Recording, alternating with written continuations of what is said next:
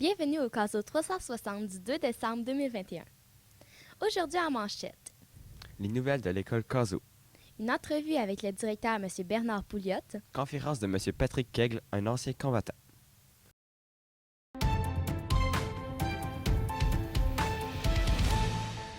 la journée de la générosité se déroulera le 8 décembre prochain. La journée sans polo est du coût de 2 et tout l'argent sera remis à la maison d'Hélène. Il est important de respecter les codes vestimentaires de l'école, donc pas de gilet bedaine ni camisole.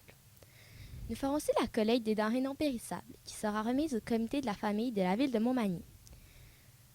C'est peut-être de la nourriture non périssable, mais aussi des produits d'hygiène personnelle, comme du savon, du papier de toilette et d'autres choses. Participez en grand nombre. Tous les élèves de l'école sont invités à décorer la porte de leur chargé de classe. Ainsi, vous pourrez égayer les corridors de l'école pour le mois de décembre. De plus, il y aura des activités sur l'heure du dîner pour tous les élèves.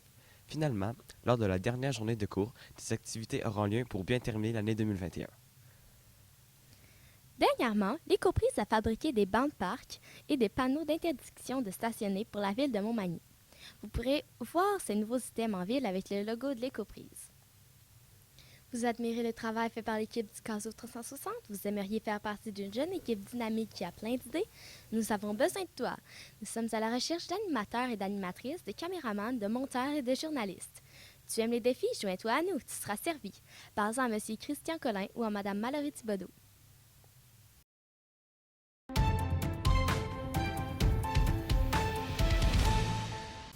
Bonjour, M. Pouliot. Bonjour à vous deux.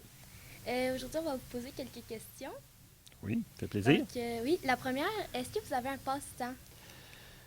J'ai un passe-temps qui est un sport que j'aime beaucoup, qui est peu connu. Ça s'appelle le curling. Donc, je joue au curling depuis que j'ai dû commencer. Là, j'étais au primaire. Donc, ça fait très longtemps. J'ai participé aux Jeux du Québec. J'ai participé aux Jeux du Canada aussi. Et je joue encore à tous les mercredis soirs au curling. Donc, ça fait de cela vraiment plusieurs années. Donc, c'est pour moi une rencontre avec des amis. J'aime ça, c'est le fun. On a notre petit social à chaque semaine, puis on fait notre sport. Ça fait que c'est bien agréable. Moi, j'aime ça. Puis, c'est méconnu. C'est un sport qui est méconnu, qui se joue sur la glace. On en joue seulement l'hiver, mais on a un club de curling à Saint-Romuald, Lévis, si on veut, là, mais secteur Saint-Romuald. Donc, j'aime bien ça. Pour moi, ça a été des belles expériences à l'adolescence, jeune adulte aussi. Fait que c'est un sport que j'aime beaucoup. Ok, parfait. Ensuite, on aimerait savoir quels sont vos meilleurs souvenirs du secondaire.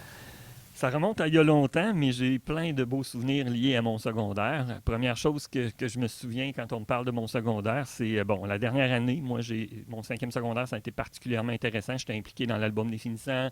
J'ai été impliqué aussi dans la vie étudiante. J'étais président du Parlement étudiant à l'époque en cinquième secondaire. Donc, j'ai été très impliqué dans la vie de l'école. Et on avait un petit groupe d'amis, là, on se tenait ensemble, donc on allait à l'école secondaire ensemble, on jouait au curling ensemble aussi, donc vous comprenez le principe, mais dans la vie de l'école, au secondaire, on était très, très, très impliqués. Donc ça, c'est des bons souvenirs. Puis un bon souvenir que j'ai aussi à l'école secondaire où j'allais, à l'entrée en secondaire 1, on avait un camp d'entrée, donc on allait passer quelques jours autour d'un lac, puis c'était comme faire l'esprit d'équipe un peu, puis pour moi, c'est des beaux souvenirs, là, même si j'étais en entrée en secondaire 1, là, ces journées-là qu'on a passées au bord du lac, ça a été une belle activité d'accueil. Donc, j'ai plein de beaux souvenirs qui sont liés à mon secondaire. Puis quel emploi aimeriez-vous faire à bord directeur? C'est embêtant, hein? Avant d'être directeur, j'ai été bien sûr enseignant. C'est deux emplois que j'ai beaucoup aimés, qui comportent beaucoup de défis. Je pense que je suis passionné par le travail que je fais. Il y a des défis, par contre, qui sont nombreux, d'aider les élèves à maintenir leur motivation, à atteindre leur but, à atteindre leur objectif, d'être capable aussi de toujours viser là, plus haut, parce que c'est important que les élèves se fixent des objectifs ambitieux pour eux-mêmes. Donc, c'est de les encourager dans la découverte, puis rendre la vie de l'école intéressante aussi. Ce qui est difficile dans les dernières années avec la pandémie, ça a été difficile. Toute la vie étudiante a été au ralenti important, la vie sportive aussi. Puis l'école, c'est réussir ses cours, ses matières, c'est très important. La réussite académique te permet d'avancer, mais aussi toute les découvertes qu'on fait par rapport à nous-mêmes, nos forces, nos défis aussi. Fait que pour moi, le secondaire, le travail que j'ai fait, je l'ai apprécié énormément jusqu'à maintenant. Et faire autre chose, et j'avoue que je suis embêté, j'ai pas d'idée, mais c'est sûr que si j'approche de la retraite, j'ai quand même là, quelques années de vie scolaire, en fait 32 ans de vie scolaire déjà de passé. Donc, il reste que je vais, si je faisais quelque chose, ça serait sûrement dans le domaine de la relation d'aide, peut-être dans le réseau de la santé. À la retraite, là, je vais sûrement avoir un petit quelque chose à faire à ce niveau-là, si ça m'intéresse là, de travailler peut-être plus en relation d'aide. Là. Ensuite, on aimerait peut-être savoir c'est quoi le ou les plus grands projets pour l'école à venir. Il y en a beaucoup des projets à venir pour l'école. Il y a des projets qui se travaillent à l'heure actuelle, vous le savez, là, si vous êtes un petit peu au courant des médias du secteur, on a un projet d'un complexe sportif là, qui contiendrait une nouvelle piscine avec une palette de gymnastique qui serait en façade, qui libérerait des locaux aussi à l'heure actuelle où est la piscine, qu'on pourrait faire autre chose. Donc, c'est quand même un gros projet. Donc, ça veut dire un gros bâtiment annexé, ajouté. Il y a beaucoup de partenaires qui travaillent sur ce projet-là. Donc, c'est un beau projet. Puis la rénovation de la salle Édouine Bélanger aussi, un projet à l'heure actuelle bien important. Et continuer et poursuivre toute la rénovation de l'école parce que vous avez vu, bon, cette année, c'est les salles de bain, on a différentes choses qui sont rénovées d'année en année. Vous le voyez peut-être pas, il y a une génératrice neuve, un compacteur à déchets, etc. C'est toutes des choses peut-être pas visibles, mais les salles de bain, au moins minimalement, c'est visible, ça a été rénové, mais on veut continuer à rénover. Là, il y a de la peinture qui s'en vient cette année, là, c'est peut-être ça qui a le plus besoin. Mais oui, on a beaucoup de projets. Puis, on travaille les concentrations avec des groupes pour faire des concentrations. On a une concentration gymnastique à l'heure actuelle, natation. On regarde peut-être pour aller du côté d'une concentration avec le club l'Aviron en athlétisme. Donc, on veut rendre l'école la plus attrayante possible, puis on travaille de différentes façons pour la rendre la plus attrayante possible. Pour les élèves, mais aussi pour la communauté. Puis on aimerait savoir aussi combien d'heures travaillez-vous par jour? C'est difficile à établir, mais c'est sûr que j'arrive là, le matin autour de 7h25. Je pars généralement autour de 17h. Ça peut varier. Des fois, c'est un peu après 17h et des fois, c'est un peu avant 17h. Mais le matin, je suis assez fidèle à mes heures.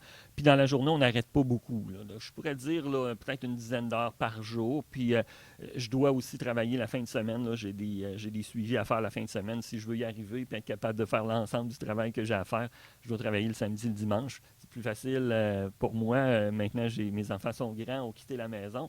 Donc, c'est plus facile pour moi de donner du temps à la fin de semaine là, pour compléter mes dossiers. Donc, je dirais une bonne dizaine d'heures là, par jour, plus peut-être dans les 2 jours de la fin de semaine, 5 heures là, à faire traiter différents dossiers. Là. Ça fait que c'est quand même un travail qui exige du temps, mais qui est vraiment très intéressant. Finalement, on aimerait savoir pourquoi êtes-vous devenu directeur? Au départ, moi, je pensais pas. J'étais enseignant. Je pensais pas devenir directeur vraiment. J'étais enseignant à l'école secondaire Saint-Damien, donc dans Bellechasse. Et j'étais très heureux comme enseignant. Il est arrivé un moment où une directrice adjointe qui devait arriver là, pour l'année scolaire à demi-temps n'a pas pu entrer parce qu'elle a été nommée dans un autre endroit. Puis le directeur de l'école à l'époque, M. Côté, avait dit en Assemblée générale, je vais avoir besoin de quelqu'un là, comme directeur adjoint à demi-temps. Donc, il y a un collègue qui m'a donné un petit coup de coude et puis qui dit hey, « Tu serais bon pour faire ça. » Ça fait que j'ai postulé et puis j'ai eu l'emploi. Donc à ce moment-là, j'ai été enseignant à demi-temps avec directeur à demi-temps. Et puis rapidement à l'automne, il y a eu une autre école qui s'est ouverte, puis j'ai travaillé comme directeur à temps plein à ce moment-là. Fait que non, c'est un peu un fruit du hasard. Des fois, la vie nous conduit sur des chemins qu'on n'avait pas pensé prendre. Je pensais vraiment demeurer enseignant toute ma carrière. Mais là, j'ai eu une opportunité, puis je suis bien content d'avoir saisi. Puis je suis heureux maintenant de poursuivre mon chemin là, comme directeur d'école. Par contre, là, je suis plus dans le dernier droit. Hein, comme j'ai dit, j'ai 32 ans de carrière, donc il me reste un petit bout à effectuer, mais je suis bien content de l'avoir fait. Puis bien content d'avoir partagé aussi les 8 dernières années parce que j'ai fait différentes écoles. J'ai travaillé à Saint-Damien, j'ai travaillé à Saint-Anselme et à Saint-Charles. Puis maintenant, ça fait déjà 8 ans que je suis du côté de Cazaux, puis je suis bien content. C'est très bien. C'est un beau travail. Merci beaucoup. Ça me fait plaisir. Merci pour vos questions. Puis vraiment, je trouve que Caso 360, c'est une belle initiative de votre part. Puis j'ai écouté chacune de vos capsules là, que vous avez fait, là, vos reportages depuis le début de l'année. Puis je trouve ça vraiment intéressant. Vous avez un bon angle d'attaque, puis c'est vraiment le fun. Ça fait que félicitations pour le travail accompli par Caso 360. Puis je trouve que continuez votre beau travail. Je trouve ça vraiment intéressant. Merci. Merci. Merci. Bonne journée. Merci.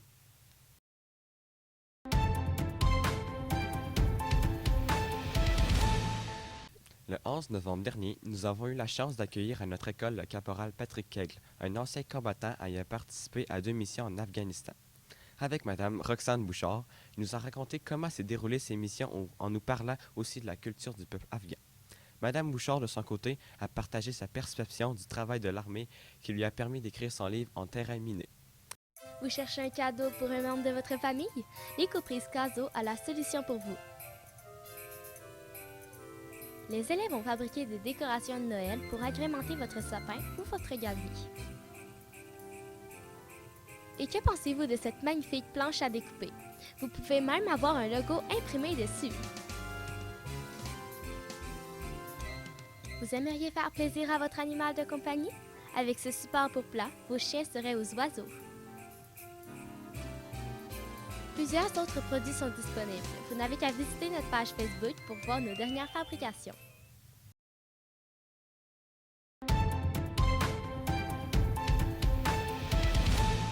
Merci d'avoir écouté ce nouveau Caso 360. Nous vous reviendrons sous peu avec de nouveaux sujets.